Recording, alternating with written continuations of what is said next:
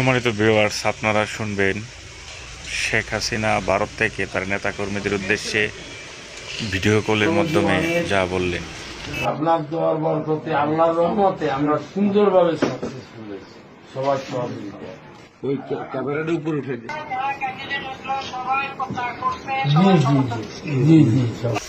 এখন শুনবেন নেতাকর্মীরা কিভাবে চলতে হবে। এই যে অঙ্কটা আছে, এই অঙ্কটা ধরে রেখে সবাই চলতে হবে এবং যারা আপনার স্যাক্রিফাইস করছে তাদের সবাই আমার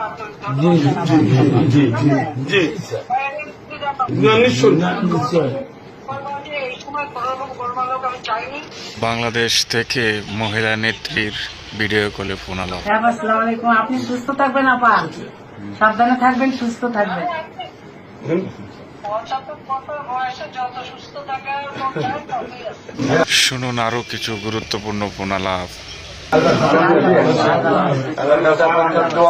সকলে আপনাদের দোয়া করছে ইনশাল্লাহ। সকলে আমরা সকলকে মোটামুটি ধরে রাখছি, ধরে রাখতে পারি।